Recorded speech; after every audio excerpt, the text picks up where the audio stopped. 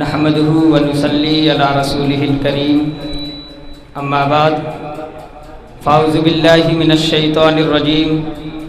بسم اللہ الرحمن الرحیم یا ایہا الذین آمنوا توبوا الی اللہ توبۃ نصوحا صدق اللہ العظیم وصدق رسولہ النبی الکریم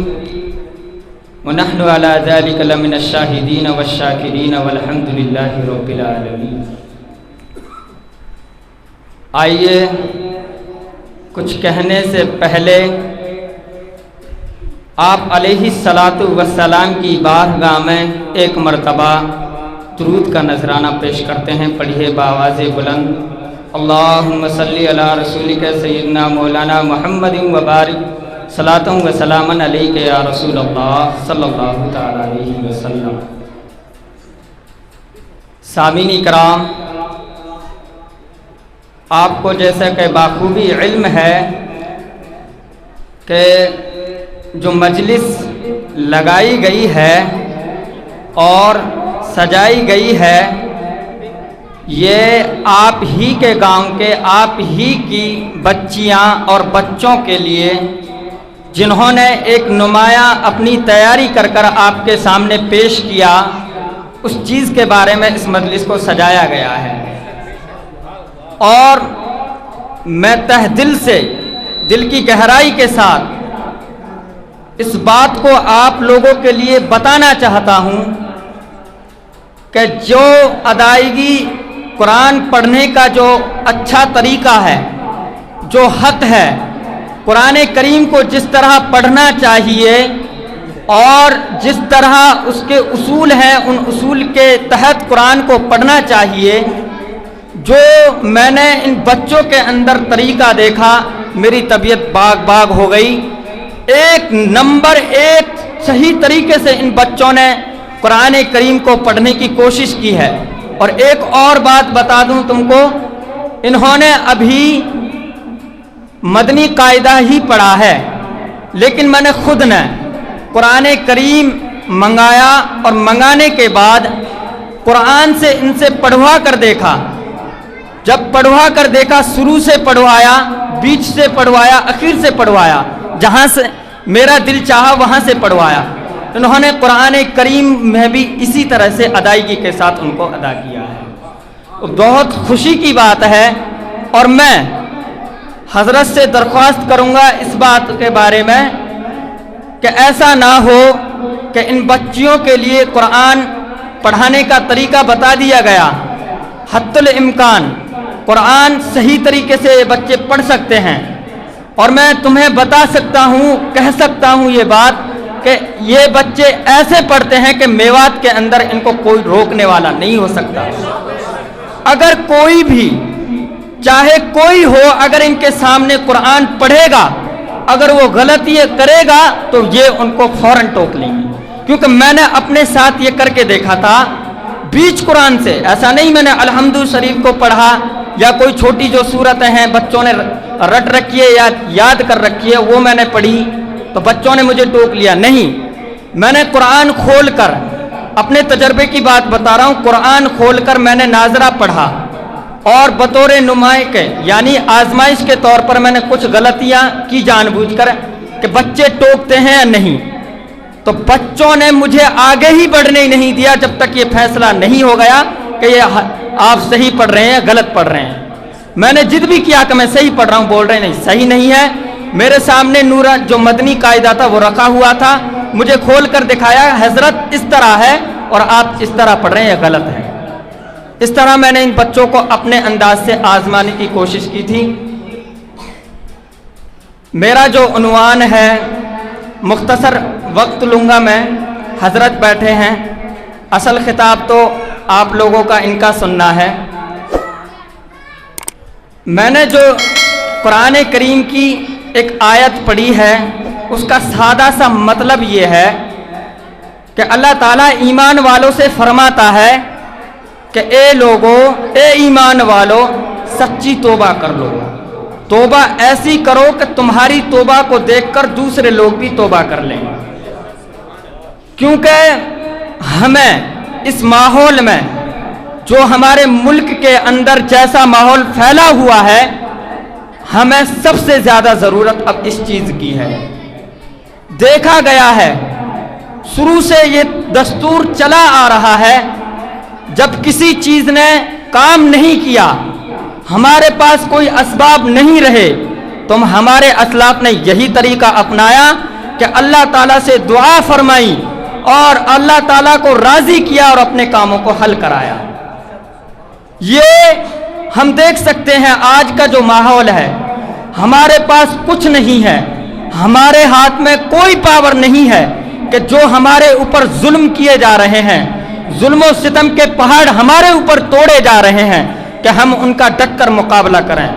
لیکن میرے دوستوں، میرے عزیزوں، ایک ہتھیار ہمارے پاس ہے، وہ ہتھیار دعا ہے۔ حضرت بیٹھے ہیں، وہ ہتھیار دعا ہے۔ اگر انسان سچے دل سے خلوص للہیت کے ساتھ اللہ تعالیٰ کی بارگاہ میں حاضر ہوتا ہے اور اپنے کام کو پیش کرتا ہے تو اللہ تعالیٰ اس کی عرضی کو ضرور سنتے ہیں اور اس کے کام کو ضرور پورا فرماتے ہیں۔ دیکھو، ہر کام کے لیے کچھ اصول ہوتے ہیں، کچھ ضوابط ہوتے ہیں، بغیر اصول کے کوئی کام نہیں ہوتا۔ اسی طرح دعا کے لیے بھی کچھ اصول ہوئے، ان میں سے دو اصول بہت اہم ہیں۔ سب سے پہلا اصول ہے کہ دعا کی قبولیت کے لیے انسان کا جو رزق ہے وہ حلال ہونا چاہیے۔ اگر ہمارا رزق جس سے ہم اپنے پیٹ کو بھر رہے ہیں، اپنے بچوں کو کھلا رہے ہیں، اپنے بیوی بچوں کو کے پیٹ کو ہم جس رزق سے بھر رہے ہیں، اگر وہ حلال ہے اور پھر ہم اللہ تعالیٰ کی بارگاہ میں آ کر دعا کرتے ہیں تو ضرور بھی ضرور دعا قبول ہوگی۔ دوسرا، ہم اگر جھوٹ سے بچتے ہیں، چغل خوری سے بچتے ہیں، ہر برائی لایانی باتوں سے بچتے ہیں تو انسان کی دعا ضرور بھی ضرور قبول ہوگی۔ میرے دوستو، ایک صحابی ہیں حضرت وحشی رضی اللہ تعالیٰ عنہ، یہ اس وقت کی بات ہے جب آپ ایمان نہیں لائے تھے۔ ان کے بارے میں یہ وہ صحابی ہیں کہ جنہوں نے حضرت حمزہ رضی اللہ تعالیٰ عنہ کو شہید کیا تھا۔ یہ جب کی بات ہے جب تک حضرت وحشی ایمان میں داخل نہیں ہوئے تھے۔ واقعہ اس طرح پیش آیا، دیکھو اللہ تعالیٰ ارشاد فرماتا ہے، قرآن کریم کی آیت ہے کہ والذین لا يدعون مع اللہ الہا آخر، یعنی کہ اس کا مفہوم اور مطلب سادہ سا یہ سمجھ لیجئے کہ میرے نیک بندے وہ لوگ ہیں کہ جو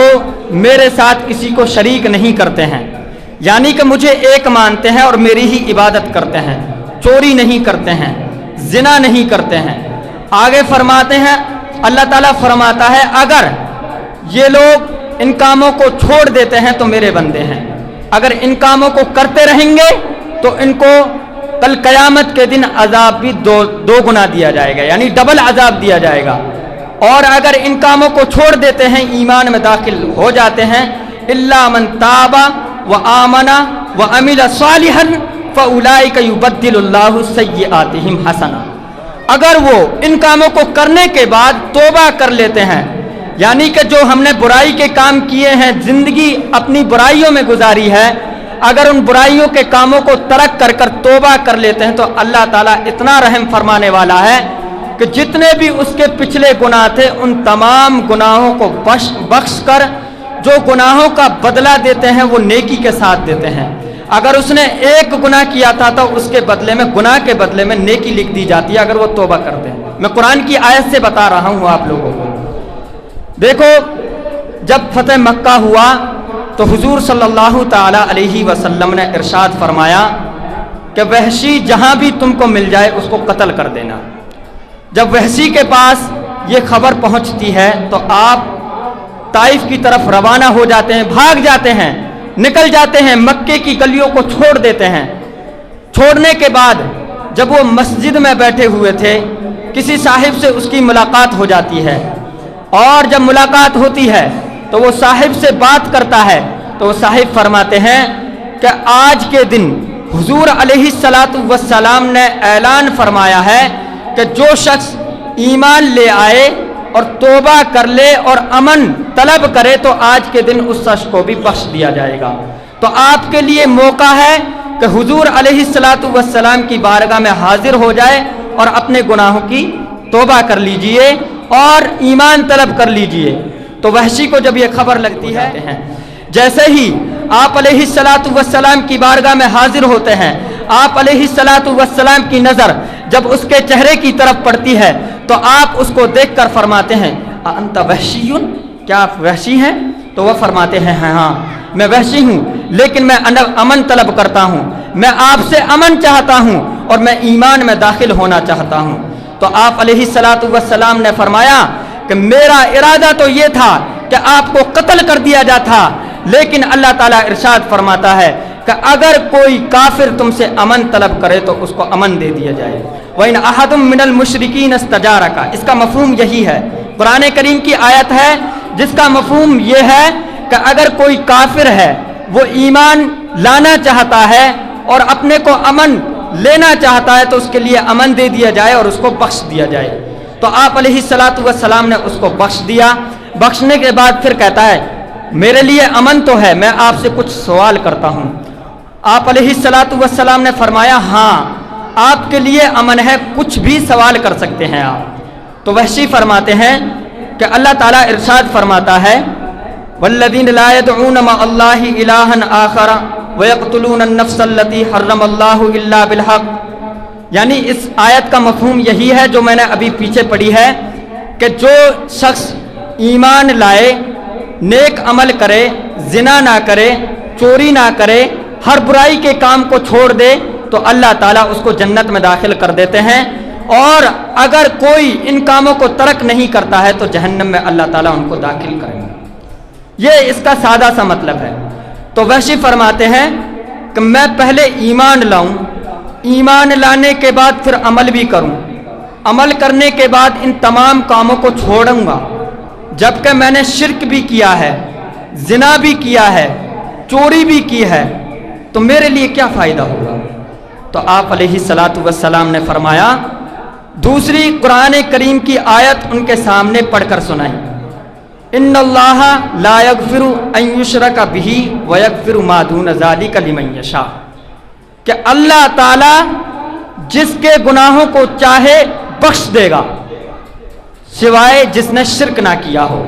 یعنی کہ اللہ تعالیٰ کی ذات کے ساتھ کسی کو شریک نہ ٹھہرایا ہو، اللہ تعالیٰ کو ایک مانا ہو، اس کے اگر اس نے دنیا میں رہ کر گناہ کے کام کیے ہیں تو اللہ تعالیٰ جس کو چاہے اس کو بخش دے گا۔ تو وحشی فرماتے ہیں تو اس میں تو یہ ہے کہ جس کو چاہے، اس میں بھی مجھے کچھ فائدہ نظر نہیں آتا، کیونکہ ان کو معلوم ہو رہا تھا کہ آپ علیہ السلام کا رحمت کا ذریعہ جوش میں ہے، اور کچھ پوچھنا چاہتا تھا اور اپنے لیے کچھ طلب کرنا چاہتا تھا۔ تو آپ علیہ السلام نے فرمایا یا عبادی الذین اسرفوا علی انفسہم لا تقنطوا من رحمت اللہ ان اللہ یغفر الذنوب جميعا، کہ اے وہ لوگو، اے میرے بندو، اس میں دیکھو ایک حکمت کی بات یہ ہے کہ اس یا عبادی الذین میں صرف مسلمانوں کو خطاب نہیں کیا گیا، اہل ایمان کو خطاب نہیں کیا گیا، بلکہ کافروں سے بھی یا عبادی، اے میرے بندو، کافروں سے بھی یہ کہا جا رہا ہے، اللہ تعالیٰ فرما رہا ہے اے میرے بندو، یعنی بڑی لطف کے ساتھ ان سے کہہ رہے ہیں کہ لوٹ آؤ اور توبہ کر لو، جنہوں نے اپنے اوپر ظلم کیا ہے اس ظلم کو ترک کر دو اور ایمان میں داخل ہو جاؤ، میں تمہارے تمام گناہوں کو بخش دوں گا۔ نعرہ تکبیر، نعرہ رسالت، جشن میلاد النبی، مولانا ندیم صاحب قادری صبری، جب یہ آیت حضرت وحشی رضی اللہ تعالی عنہ سنتے ہیں فوراً پڑھ لیتے ہیں اشہد اللہ الہ الا اللہ و اشہد انک محمد رسول اللہ۔ میرے دوستو واقعہ بہت واقعہ ہیں، اللہ تعالیٰ کی رحمت اتنی وسیع ہے، ان رحمتی وسیع کل شیء، اللہ تعالیٰ کی رحمت ہر چیز کو وسیع ہے، صرف اللہ تعالیٰ سے مانگنے کی ضرورت ہے۔ ماحول کو دیکھ کر اگر ہم اللہ تعالیٰ کے سامنے جھکتے ہیں تو اللہ تعالی ہمارے تمام کاموں کو آسان فرما دیں گے۔ ایک اور واقعہ میں آپ حضرات کے سامنے پیش کرتا ہوں۔ بنی اسرائیل کے اندر ایک ایسا شخص تھا کہ جس نے 99 لوگوں کو قتل کر دیا تھا، اور وہ تمام لوگ وہ تھے کہ جن کا کوئی گناہ نہیں تھا، ظلم میں ان کو قتل کر دیا۔ قتل کرنے کے بعد دیکھو، اگر کوئی شخص، علماء کرام بیٹھے ہوئے ہیں، اگر کوئی شخص کسی شخص کو ناحق قتل کرتا ہے نا، اگر پوری برادری، پورا قبیلہ یا پوری دنیا ایک شخص کے بارے میں اس کے خلاف کھڑا ہو جائے جبکہ وہ ناحق ہے اور کہہ دے کہ اس کو قتل کر دے، تو ایک شخص کے قتل کے بدلے میں اللہ تعالیٰ پوری برادری کو جہنم میں داخل فرما دے گا۔ اگر اس کو ناحق قتل کیا جا رہا ہے، جتنے لوگ اس میں شامل ہوں گے تمام کو اللہ تعالیٰ جہنم میں داخل کر دیں گے۔ یہ آج جو ماحول چل رہا ہے آپسی بھائی چارے میں، بھائی بھائی کو قتل کرتا ہوا نظر آ رہا ہے، قبیلے قبیلے کو قتل کر رہا ہے، گاؤں گاؤں کی دشمنی ہے، قتل ظلم کوئی کرتا ہے، قتل کسی کو کیا جاتا ہے۔ میرے دوستو، اس چیز سے بچو۔ آپ علیہ الصلاۃ والسلام نے فرمایا کہ میں تمہیں نفلی عبادت سے بہتر، نفلی حج سے بہتر نہ بتاؤں؟ تو صحابہ اکرام رضی اللہ تعالی عنہم نے فرمایا کہ ضرور بتائیے۔ آپ علیہ الصلاۃ والسلام نے فرمایا کہ دو بھائی اگر آپس میں بولتے نہیں ہیں، اگر جھگڑا کر رکھا ہے، ان دونوں کو آپس میں بلا دینا، یہ نفلی عبادت سے بہتر ہے۔ میرے دوستو، اس شخص نے 99 آدمیوں کو قتل کر دیا تھا۔ قتل کرنے کے بعد اس نے سوچا کہ مجھے توبہ کر لینی چاہیے۔ یہ نیت کر کر کسی عابد کے پاس چلا جاتا ہے اور جانے کے بعد اس سے عرض کرتا ہے، کیا میری بخشش ہو سکتی ہے کہ جبکہ میں نے 99 لوگوں کو ناحق قتل فرما دیا؟ عابد نے کہا، تو 99 لوگوں کو قتل کر کے بخشش کی طلب کرتا ہے؟ تمہاری بخشش نہیں ہو سکتی۔ فوراً اس نے تلوار نکالی اور سوچا کہ 99 100 پورے ہو جائیں گے، اس کو بھی ختم کر دیا۔ ختم کرنے کے بعد پھر کچھ دن کے بعد اس کے دل میں یہ بات آتی ہے کہ مجھے توبہ کر لینی چاہیے۔ توبہ کی جیسے ہی اس کے دل میں سوچتا ہے تو کسی شخص کے پاس، کسی عالم کے پاس جاتا ہے اور اس سے عرض کرتا ہے کہ میری توبہ ہو سکتی ہے کیا؟ میں نے 100 لوگوں کو قتل کر دیا ہے۔ تو عالم کہتا ہے کہ ایک مرتبہ اللہ تعالیٰ کو سچے دل سے پکار کر تو دیکھ، اللہ تعالیٰ تمہاری توبہ کو ضرور قبول کر لیں گے۔ اور کہتا ہے کہ شرط یہ ہے کہ جس قبیلے میں تم رہ رہے ہو نا، یہ قبیلہ برائی کا ہے، اور اگر تم رہو گے تو یہاں برائی کرتے رہو گے۔ جس قریے میں، جس بستی میں، جس قبیلے میں تم رہ رہے ہو، اس قبیلے کو چھوڑ کر جہاں نیک لوگ رہتے ہیں وہاں چلے جاؤ، وہاں توبہ کرنا اور نیک لوگوں کی صحبت کرنا، اللہ تعالیٰ آپ کی توبہ کو ضرور قبول فرمائے گا۔ وہ شخص جب یہ بات سنتا ہے، سننے کے بعد شرط کو قبول کر لیتا ہے، اپنے گاؤں سے نکل پڑتا ہے۔ نکلنے کے بعد کچھ دور ہی جاتا ہے، دور جانے کے بعد فوراً موت کا فرشتہ آتا ہے اور اس کی روح قبض کر دی جاتی ہے، اس کا انتقال ہو جاتا ہے۔ انتقال ہونے کے بعد ادھر رحمت کے فرشتے آ جاتے ہیں، ادھر جو کافر لوگ ہوتے ہیں، جو فاسق لوگ ہوتے ہیں، جو گنہگار لوگ ہوتے ہیں، ان کی روحوں کو قبض کرتے ہیں، وہ فرشتے بھی حاضر ہو جاتے ہیں۔ حاضر ہونے کے بعد رحمت کا فرشتہ کہتا ہے کہ اس بندے کی بخشش ہو چکی ہے، ہم اس کی روح کو ہم اپنے ساتھ لے کر جائیں گے۔ اور جو کافر لوگوں کی روح نکالتے ہیں، فاسق لوگوں کی روح نکالتے ہیں، ادھر وہ کہتے ہیں کہ ابھی اس کی توبہ قبول نہیں کی، صرف اس نے ارادہ کیا ہے، ہم اس کے اپنے ساتھ لے جائیں گے۔ اللہ تعالیٰ عرش پر یہ ماجرا دیکھتا رہتا ہے اور دیکھنے کے بعد اپنے ایک دوسرے فرشتوں کو بھیجتا ہے، بھیجنے کے بعد کہتا ہے کہ ان کے درمیان میں فیصلہ کر دینا۔ تو وہ فرشتہ آتا ہے اور آنے کے بعد کہتا ہے کہ فیصلہ یہ رہے گا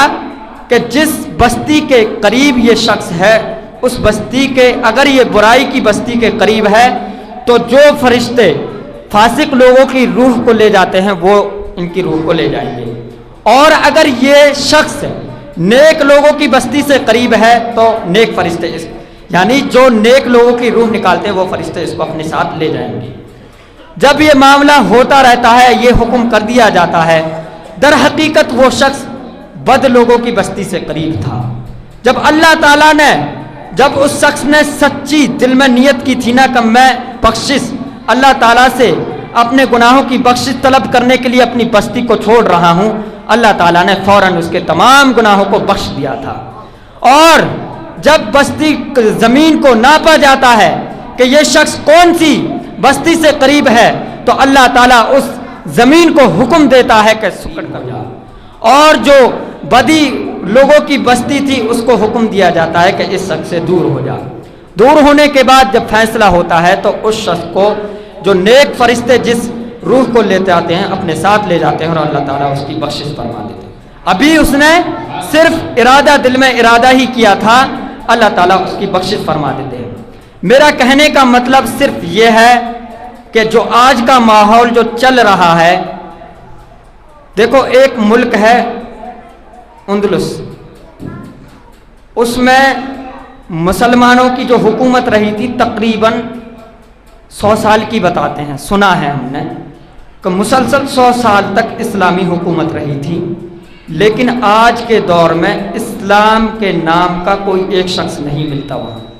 تمام پورے ملک کے اندر گرجا گھر بنے ہوئے ہیں۔ وجہ جب تحقیق کی جاتی ہے وجہ کیا تھی؟ وجہ یہی نکلتی ہے کہ جب انہوں نے اپنے علم کو ترک کر دیا تو ان کے ساتھ یہی معاملہ ہوا، ان کو نسلوں کو بلا دیا، ان کی نسلوں کو یہ چیز بھلا دی گئی کہ تم کس دین سے تعلق رکھتے ہیں، اپنے بچوں کو پڑھاؤ۔ ایک قوم ہماری ہے سکھ، ان کے ساتھ بھی یہی معاملہ ہوا تھا، لیکن انہوں نے یہ طریقہ اپنایا کہ جو بچے پڑھنے کے قابل تھے ان کو پڑھائی میں لگایا، جو پڑھائی کے قابل نہیں تھے ان کو نیک کا جو کاروبار ہوتا ہے اس میں لگایا۔ پھر ان کا جو ان کے ساتھ برا ہوا تھا تب یہ آفت ان سے ٹلی تھی۔ آج ہمارے اوپر بھی یہ حالات آ رہے ہیں، ہم اپنے بچوں کو نہیں پڑھا رہے، جو بچے کام کے لائق ہیں ان کو گھر پر رکھتے ہیں، پھر وہ یہی عیاری اور مکاری کرتے ہیں، پھر یہ معاملہ ہوتے رہتے ہیں۔ تو آپ اپنے بچوں کو پڑھائیں، اور میں حضرت سے اپنی پرسنل ریکویسٹ کر لیجئے، یہ کہنا چاہتا ہوں کہ جن بچوں کو پڑھایا گیا ہے اگر ان بچوں کے لیے کچھ عربی کلاس کا انتظام ہو جائے، فارسی کا ہو جائے، تو یہی بچے گھر بیٹھ کر بہت کچھ حاصل کر سکتے ہیں۔ میرے کہنے اور سننے میں اگر کچھ غلطیاں ہوئی ہوں تو آپ لوگوں کو میں حاضر کرتا ہوں، اللہ تعالیٰ سے مغفرت کی دعا طلب کرتا ہوں۔ وآخر دعوانا ان الحمدللہ۔